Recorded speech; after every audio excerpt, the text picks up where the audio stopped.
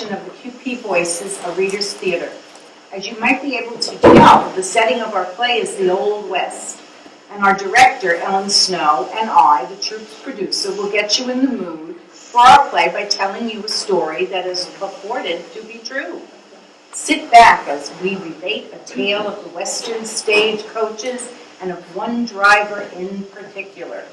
Stagecoach companies were big business in the latter half of the 19th century. In addition to passengers and freight, stages hauled gold and silver bullion, as well as mining company payrolls. Stagecoach robbery was a constant danger, and the drivers not only had to control the team of horses, but were also required to be sharpshooters or handy with a whip. One such talented fellow was Charles Darky Parkhurst, who had come west from New England in 1852, seeking his fortune in the gold rush. Parkhurst smoked cigars, chewed wads of tobacco, drank with the best of them, and exuded supreme confidence behind the reins. His judgment was sound, and his pleasant manners won him many friends. During the 1850s, bands of surly highwaymen stalked the roads. These outlaws would level their shotguns on stage drivers and shout, "Throw down the gold box." Charlie Parkhurst had no patience for the crooks despite their demands and threatening gestures. Now, the most notorious road agent was nicknamed Sugarfoot. When he and his gang accosted Charlie's stage, it was the last robbery that thief ever attempted. Charlie cracked his whip defiantly, and when his horses bolted, he turned around and fired his revolver at the crooks. Sugarfoot was later found dead with a fatal bullet wound in his belly. Charlie was then referred to from that day forth as a hero. And after many years of driving, he retired to a ranch in California. Time slipped by, and on December 29, 1879, Charles Parkhurst died at the age of 67. A few days later, the Sacramento Daily Bee published his obituary. It read, "On Sunday last, there died a person known as Charlie Parkhurst, age 67, who was well known to old residents as a stage driver. He was in the early days accounted one of the most expert manipulators of the reins who ever sat on the box of a coach." Amazingly, though, the article continued, when friendly hands were preparing him for his final rest, it was discovered that Charlie Parkhurst was unmistakably a well-developed woman. Loose-fitting clothing had hidden her femininity. She weighed 175 pounds, had a strong right hook in a fistfight, and drank whiskey like one of the boys. It turns out that Charlie's real name was Charlotte Parkhurst. Abandoned as a child, she was raised in poverty in a New Hampshire orphanage. Charlotte ran away when she was 15 years old and soon discovered that life in the working world was easier for men. So she decided to masquerade as one for the balance of her life. The rest is history. Well, almost. We discovered one last fact. On November 3rd, 1868, 9 years before her death, Charlotte Parkhurst cast her ballot to the national election dressed as a man. She became the first woman in the United States to do so, 52 years before Congress passed the 19th Amendment giving American women the right to vote. So ends this tale.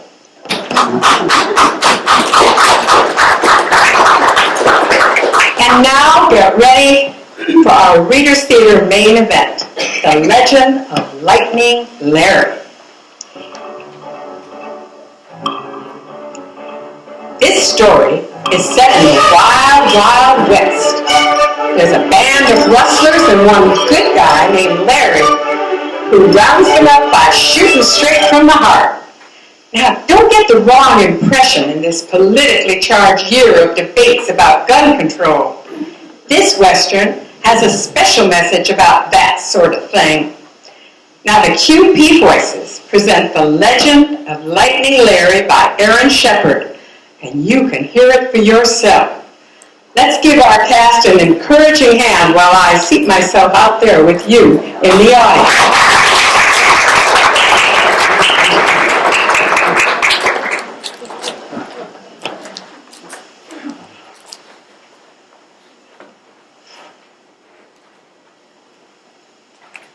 Well, you've heard about gunfighting good guys like Wild Bill Hickok and Wyatt Earp. But I'll tell you a name that strikes even greater fear in the hearts of bad men everywhere, Lightning Larry.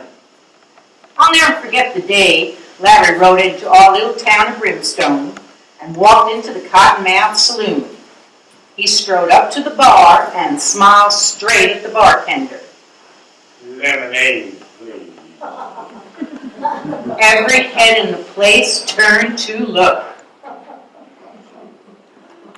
Now, standing next to Larry at the bar was Crooked Kurt. Kurt was one of a band of rustlers and thieves that had been threatening our town, led by a ferocious outlaw named Evil Eye McNeville. Kurt was wearing the usual outlaw scowl. Larry turned to him and smiled. Mighty big crumb you got there, mister. What's to you? Well, maybe I could help remove it. I'd like to see you try. The rest of us got out of the way real fast. The bartender ducked behind the bar. Larry and Kurt moved about 10 paces from each other, hands at the ready. Larry was still smiling. Kurt moved first, but he only just cleared his gun from his holster before Larry aimed and fired. Zing! There was no bang and no bullet, just a little bolt of light that hit Kurt right in the heart. Kurt just stood there, his eyes wide with surprise. Then he dropped his gun and a huge grin spread over his face. He rushed up to Larry and popped his hand. I'm mighty glad to know you, stranger.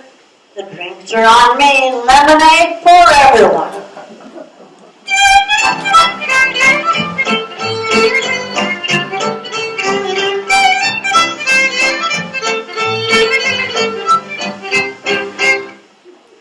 When Evil Eye McNeville and his outlaw gang heard that the Crooked Kurt had gone straight, he feathered right down to his boots.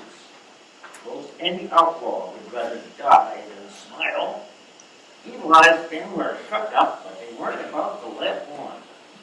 The very next day, Dismal Dan, Devilish Dick, and Dreadful Dave rode into Brimstone, yelling like crazy men and shooting wild. Windows shattered and citizens scattered. Then Lightning Larry showed up. He never warned them, never even stopped smiling. Just shot 3 little bolts of light, hit those outlaws right in the heart. Zing! Zing! Zing! Larry's shots knocked the outlaws to the ground. They lay there trying to figure out what had hit them. Then they got up and looked around. Looks like we did some damage, boys. Hope nobody got hurt. We better get to work and fix this place up. They spent the rest of the day replacing windows and apologizing to everyone who had listened. And for good measure, they picked up all the trash in the street.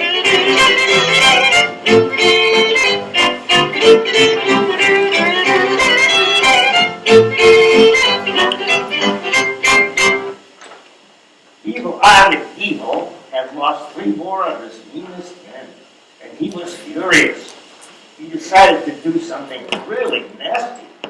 The next day, Stinky Steve and Sickety Sid walked into the 79th National Savings and Loan Association with guns in hand. They wore masks, but everyone knew who they were from the smell. Stick up your hands. Give us all the money in your ball. They were just backing out the door with the money bags when Lightning Larry strolled by. Didn't even slow his step. Just shot those bandits in the back. Went right to the heart. The puzzled outlaws looked at each other. Seems a shame to steal the money of hard-working cowboys. Wouldn't want to make their lives any harder. They holstered their guns, walked back to the teller, and plunked down the money bags. Now you keep that money safe. Then they pulled out their wallets and opened up accounts.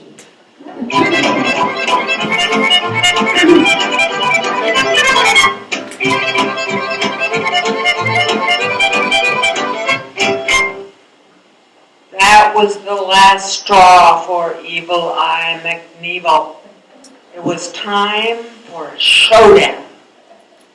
The next day at high noon, Larry was sipping lemonade at the Cottonmouth Saloon.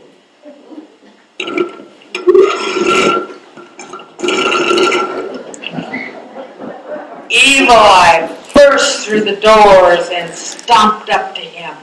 I'm Evil Eye McNevel. Hello, Evil Eye. Can I buy you a lemonade? You just tell me big enough for the both of us. Oh, I don't know. Seems pretty spacious to me. I'll be waiting for you at the Okie Dokie Corral. And Evil Eye stomped out. Larry finished his lemonade and walked out onto Main Street. Evil Eye was waiting for him, but Evil Eye wasn't alone. There on either side of him was Ranchy Ralph and Grimy Greg and Creepy Cal and Moldy Mike and Lousy Luke and Gruesome Gus. And not a one of them looked friendly. Nice day for a stroll. Draw! All of us citizens of Brimstone were lining Main Street to see what would happen. Larry was still smiling, but we knew even Larry couldn't outshoot all those outlaws together. Just then, a voice came from the Cottonmouth Saloon. Like some help, Larry? Wouldn't mind it. Out stepped Crooked Kurt, and right behind him were Dismal Dan, Devilish Dick, Dreadful Dave, Stinky Steve, and Sickening Sid. They all took their places beside Larry. Hello, Evil Eye. Traitor! Evil Eye and his men drew their guns, but Larry and his friends were an eye-blink quicker. Their guns fired 7 little bolts of light, hit those outlaws right in the you-know-what. Zing, zing, zing, zing, zing!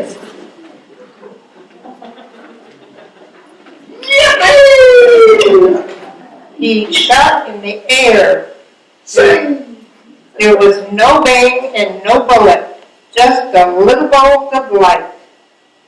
All right, men. Let's clean up this town once and for all. And before you can be conduct for cover, Larry and Evil Eye and the others turned their guns on the rest of us. Bolts of light flew everywhere. No one was spared, not a man, woman, or child. Zing, zing, zing, zing, zing, zing, We never saw such a happy crowd. We all rushed around and pumped each other's hands and hugged each other. Then the musicians got out instruments, and we had dancing too. Main Street was one huge party all the rest of that day and on through the night. I never saw so much lemonade drunk in all my days.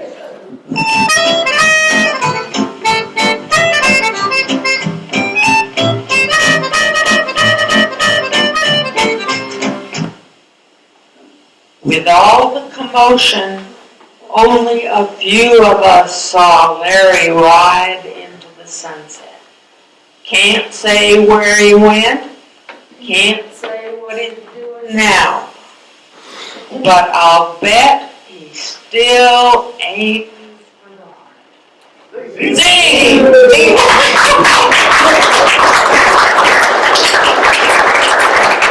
Okay, Pat, you can doff your hats at the audience. One more round of applause.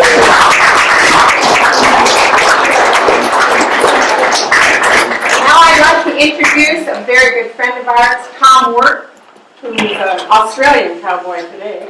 Howdy. And if you will pull out those song sheets you've got, he will tell you which of the songs we're singing. We're only going to do 4 of them that are on there.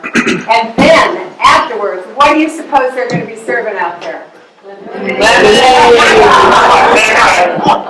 talk with the audience. They know what they're talking about. Okay. BYOB. See what, yeah. Yes. So, Turn off your mics. yeah, all that's all. So, when you go to a rodeo today, everybody sings "Don't Fence Me In." That was actually written, though, by Cole Porter. So it's a modern cowboy song.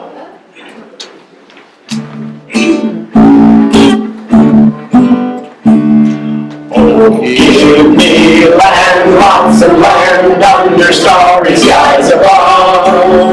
Don't fence me in.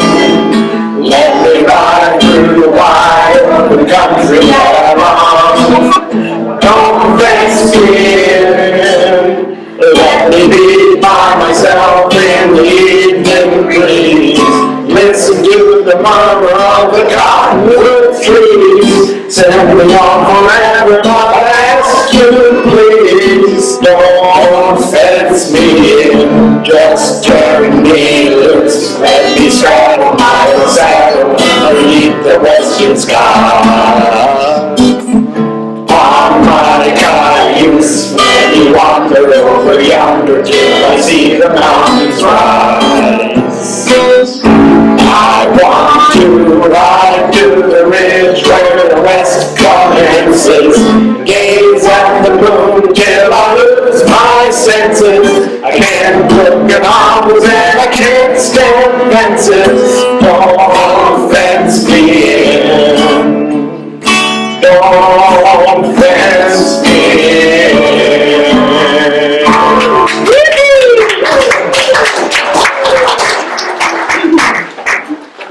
Now that we've whet your appetite, we're going to go home on the range. But don't ever go home on the range. Hurt yourself. Oh, give me a home where the buffalo roam, where the deer and the antelope play, where seldom is heard our discouraging word, and the skies are not cloudy all day. Now the chorus. Home on the range, where the deer and the antelope play, where seldom is heard our discouraging word, and the skies are not cloudy all day.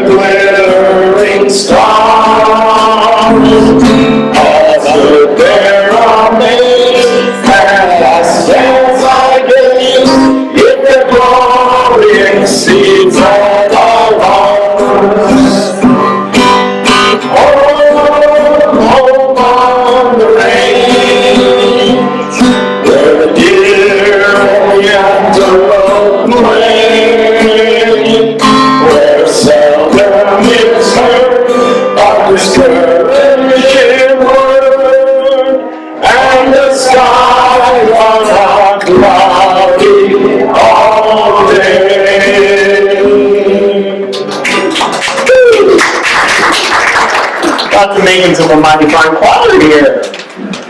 Well, now we're going down deep into the heart of Texas.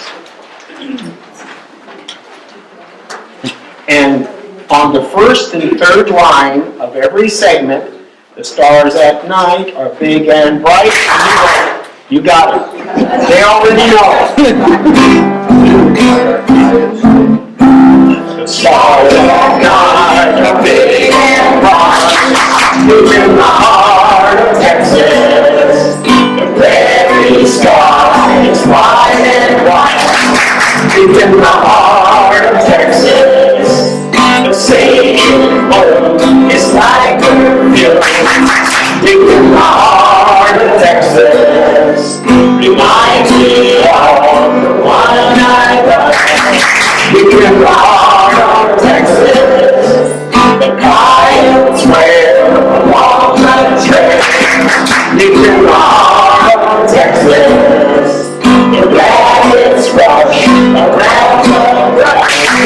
Deep in the heart of Texas, the cows cry in the guys. Deep in the heart of Texas, the doggies bark and bark and bark. Deep in the heart of Texas.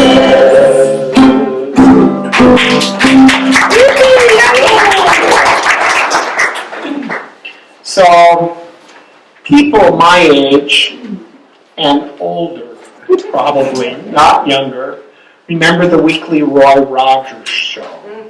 His dear wife, Dale Evans, wrote a song that he ended every show with. And he'd say, "Bye, all you buckaroos and cowgirls," and then they'd launch into this. Happy trails. Happy trails. Happy trails to you until we meet again. Happy trails to you. Keep smiling until then. Who cares about the clouds and we're together? Just sing a song and bring the sunny weather. Happy trails to you till we meet again. Last phrase. Till we meet